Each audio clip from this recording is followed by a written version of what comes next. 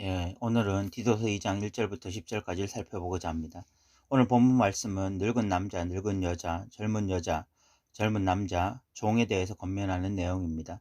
즉 교회 성도들을 권면하는 내용인데 이는 다 종교적인 부분이 아니라 삶과 관련되어 권면하는 내용들입니다. 이는 대단히 중요한 포인트인데 그 이유는 거짓 교사들은 1장 16절에 하나님을 시인하나 행위로는 부인한다고 했습니다. 즉 거짓 교사들의 가장 큰 특징은 지나치게 종교적인데 지나치게 이 세속적이라는 데 있었습니다. 이들의 이 지나친 종교심과 행위는 하나님을 향해 있는 것이 아니라 세상을 향해 있었습니다. 다시 말해서 이들에게 진리는 그 자체로 가치 있는 것이 아니라 이 돈벌이 수단으로서 가치를 가지는 것이었고, 이들에게 진리를 담은 종교는 그 자체로 가치 있는 것이 아니라 이 자신들의 배를 채워줌으로써 의미를 주었던 것입니다. 그러니까 이 거짓 교사들에게 나타나는 필연적인 것이 이 믿는 대로 행하지 않는 이 이중성이었습니다. 그렇다면 거짓 교사들과 참 성도들의 차이가 무엇이냐고 하겠습니까? 이 참 성도란 하나님을 시인할 뿐만이 아니라 행위로도 인정하는 자라야 합니다. 그래서 사도 바울은 지금 삶 속에서 그리스도인답게 사는 것을 권면하고 있는 것입니다. 저는 오늘날 현대 그리스도인들이 이 말씀에 귀를 기울여야 한다고 믿습니다. 왜냐하면 오늘날 거짓 교사들처럼 하나님을 시인하나 행위로는 부인하는 일들이 일어나고 있기 때문입니다. 어떤 사람들은 그것이 믿음의 부족이나 연약 때문이라고 말을 합니다. 그리고 그럼에도 불구하고 하나님의 은혜와 사랑은 늘 자신과 함께 할 것이라고 말을 합니다. 그러나 그것은 정말 위험한 생각입니다. 예를 들어 인간은 누구나 거짓말을 할 수 있습니다. 왜냐하면 누구나 죄인이고 연약한 자이기 때문입니다. 그러나 인간은 누구나 습관적으로 거짓말을 하지는 않습니다. 왜냐하면 인간은 정직할 수 있는 능력을 가지고 있기 때문입니다. 우리 신앙도 마찬가지입니다. 우리는 하나님을 시인하지만 행위로는 부인할 수 있는 연약한 자들입니다. 그러나 하나님을 시인하지만 습관적으로 이 행위로 하나님을 부인할 수는 없습니다. 그러면 그것은 연약한 것이 아니라 거짓된 것이 되는 것입니다. 그래서 우리는 그런 자들을 거짓 교사라고 부르는 것이고, 사도 바울은 그래서 성도들에게 다른 삶을 살라고 요청하는 것입니다. 그럼 이제 본문으로 들어가 보겠습니다. 먼저 1절을 읽어보겠습니다. 오직 너는 바른 교훈에 합당한 것을 말하며 라고 말씀하고 있습니다. 사도 바울은 먼저 디도에게 바른 교훈에 합당한 것을 말하라 라고 말씀합니다. 이는 진리를 수납한 자답게 진리를 고백하며 살라는 것입니다. 예를 들어 고난은 내게 유익이라 이를 통해 주의 윤례를 배우게 되었나이다 라는 진리를 믿음으로 수납했다고 가정해 본다면, 그렇게 믿음으로 진리를 수납했는데 진짜 현실 가운데 고난이 찾아오면 원망과 불평의 말이 내 입에서 나온다면 이는 이중적인 것입니다. 바른 교훈에 합당한 말을 해야 되는 것이죠. 그래서 이 고난이 내게 유익이라 이를 통해서 주의 윤례를 배우게 되었나이다 라는 이 진리를 믿음으로 수납했다면 고난이 찾아왔을 때도 고난이 내게 유익이다 라는 그런 고백을 할 수 있어야 되는 것입니다. 2절에서는 늙은 남자에 대해서 권면합니다. 읽어보겠습니다. 늙은 남자로서는 절제하며 경건하며 신중하며 믿음과 사랑과 인내하며 온전하게 하고 라고 말씀하고 있습니다. 이 늙은 남자들은 절제하며 경건하며 신중하며 믿음과 사랑과 인내하며 온전하게 하고 라고 말씀을 하고 있는데, 이 늙은 남자들, 다시 말해서 연세가 있으신 남자 어르신들에 대해서 상당히 많은 요구를 하고 있죠. 그런데 그 내용을 살펴보면 너무나 당연한 내용이라는 것, 당연한 내용을 말하고 있다는 것을 우리가 알 수 있어요. 먼저 절제를 말하는데 나이가 든 만큼 이제 충동적인 욕구를 따르기보다는 절제라는 열매를 맺는 것이 늙은 남자들에게 어울리는 말이죠. 또 경건도 이제 익은 벼처럼 무르익어서 뭐 기도 생활이나 말씀 생활이나 이런 생활을 통해서 순종의 삶을 사는 거, 이건 당연한 것입니다. 또 신중하라고 말을 하는데 연세 많으신 분들이 나이가 있는 만큼 신중하게 행동하는 건 역시 너무나 당연한 이야기 아니겠습니까? 또 믿음, 사랑, 인내함에 온전하게 하라라고 말씀하는데 이는 이제 신앙적으로 점점 깊어지라는 요구일 것입니다. 너무나 당연하죠. 사람이 육적 나이가 많아지면 점점 성숙해 가듯이 신앙도 그렇게 성숙해 가라는 의미이기 때문에 그렇습니다. 그러나 사도 바울이 지금 늙은 남자들에게 이런 부탁을 하고 있는 것은 아쉽게도 늙은 남자들이 이런 부분에 나이가 든 만큼 성숙해 가는 것이 아니라 오히려 미숙한 모습을 보이고 있기 때문에 이렇게 권면을 하고 있는 것으로 보입니다. 3절에서는 늙은 여자에 대해서 권면을 하고 있습니다. 읽어보겠습니다.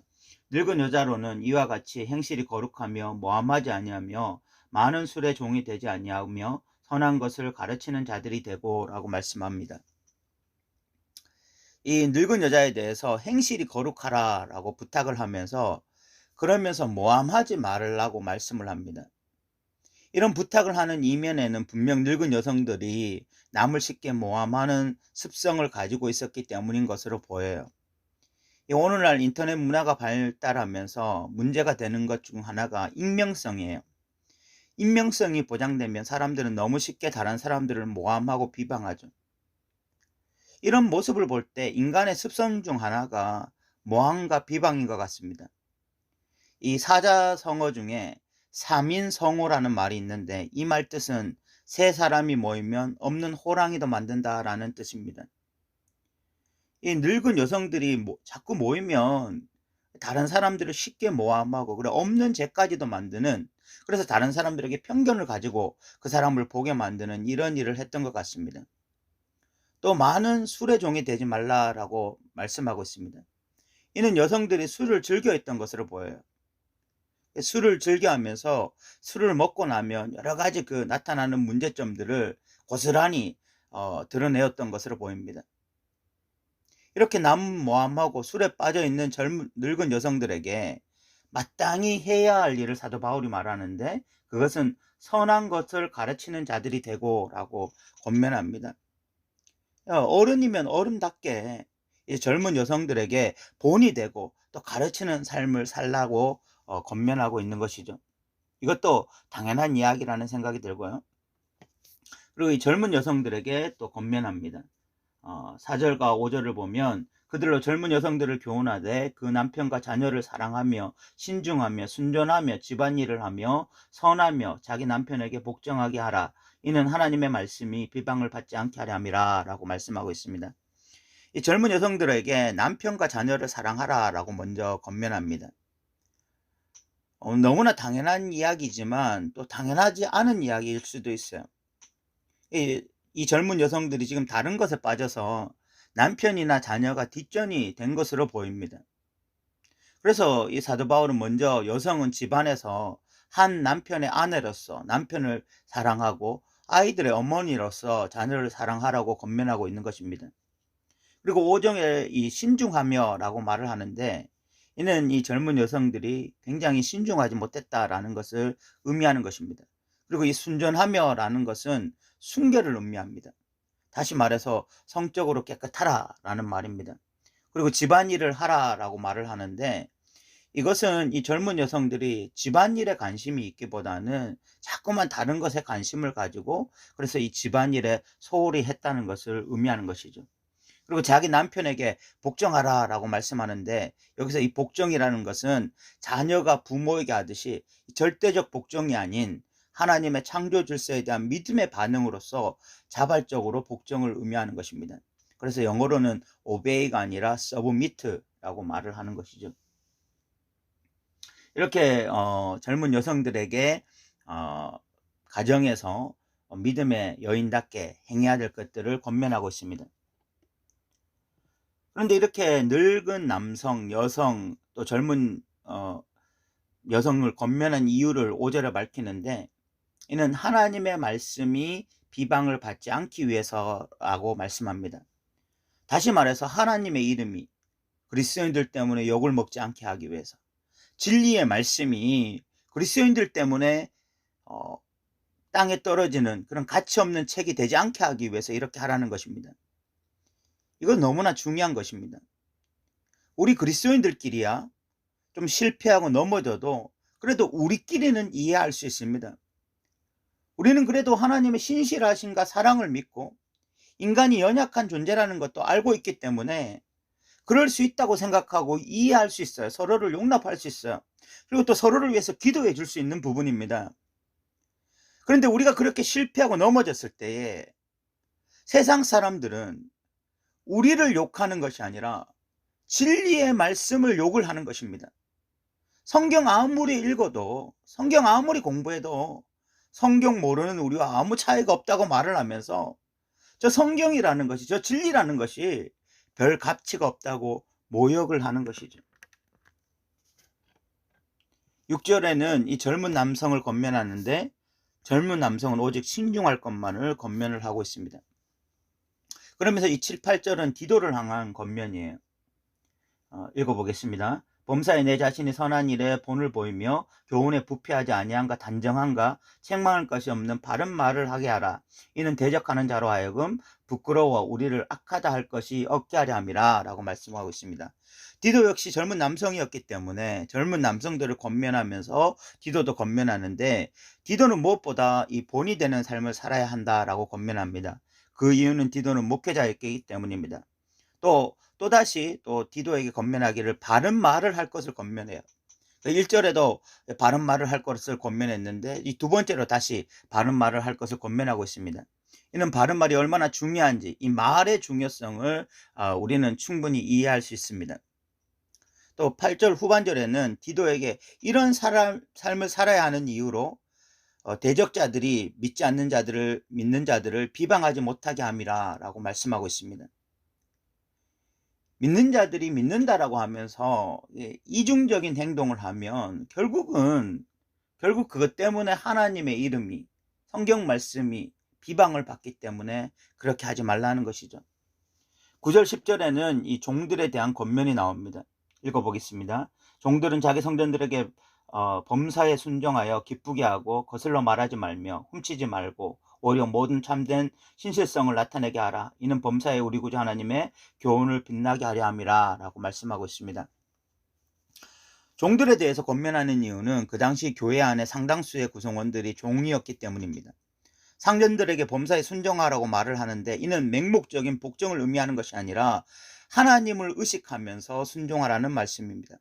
10절에는 훔치지 말라고 말을 하는데, 그 당시 종들은 가난하고 어려웠기 때문에 이 주인의 물건에 손을 대는 경우가 많았습니다. 그러나 그리스도인들 종들은 아무리 가난하고 힘들어도 정직하게 살아야 한다고 말하는 것입니다. 그리고 다른 종들처럼 게으르면서 이 주인의 눈치만 살피지 말고 스스로 신실성을 나타내라고 말하고 있습니다. 그리고 그렇게 해야 하는 이유를 하나님의 교훈을 빛나게 하려 함이라 라고 말씀하고 있습니다. 이는 역시 진리의 말씀을 따르는 자는 다르구나, 성경 말씀대로 그것을 믿고 살아가는 자는 다르구나, 이렇게 사람들이 평가할 수 있도록 그런 삶을 살라고 말을 하는 것입니다. 이제 말씀을 마무리하겠습니다. 이 거짓 교사들의 가장 큰 문제는 믿는 대로 행하지 않았다는 것이었습니다. 그러나 성도들은 믿는 대로 행하려 하는 자들입니다. 특별히 교회 안에서가 아니라 일상의 삶 가운데 그렇게 믿음과 삶이 일치를 이루어가는 자들이어야 했습니다. 늙은 남자는 나이가 많아지는 만큼 신앙도 성숙해 가야 했습니다. 늙은 여성들은 모함이나 술 문제에 빠지지 않고 다른 사람들을 가르칠 수 있을 만큼 성숙해져야 했습니다. 젊은 여성들은 가정을 하나님 나라로 만들 책임이 있었습니다. 그리고 남편과 자식들을 사랑하고 믿음의 모습을 보여야 했습니다. 젊은 남자들은 신중해야 했습니다. 종들은 믿는 종들답게 상전에게 최선을 다하고 상전의 물건을 훔쳐서는 안 되었습니다. 그런데 이렇게 해야 하는 가장 중요한 이유는 진리의 말씀이 무시당하지 않고 하나님의 이름이 더럽혀지지 않게 하기 위해서 이렇게 해야 했습니다. 코로나 바이러스가 처음 신천지로부터 시작해서 전국을 강타할 때 믿지 않는 자들이 교회를 바라보는 시선이 어떠한지를 저는 뼈저리게 느꼈습니다. 제 주위에 있던 믿지 않는 자들은 신천지와 교회의 차이가 뭐냐고 저에게 물었습니다. 똑같이 이기적이고 똑같이 자기중심적이라고 비난했습니다. 우리가 진리를 따라 살아가지 않을 때 우리가 욕먹는 것은 어떤 면에서 당연한 것입니다. 우리는 욕을 먹어야 하고 비난을 받아야 됩니다. 그런데 우리 때문에 성경이 하찮은 책이 되고 우리가 믿는 하나님의 이름이 모욕을 받는다면 이것은 결코 당연한 일이 아닙니다. 우리가 바울처럼 살지 못한다 할지라도 최소한 믿는 것과 행동이 따로 노는 그리스도인이 되지 않기를 바랍니다. 하나님을 시인하나 행위로는 부인하는 그런 자들 되지 않기를 바랍니다. 믿는 대로 행하고 살려고 몸부림치는 그런 그리스도인들 되시기 바랍니다. 오늘 또 들어주셔서 감사합니다.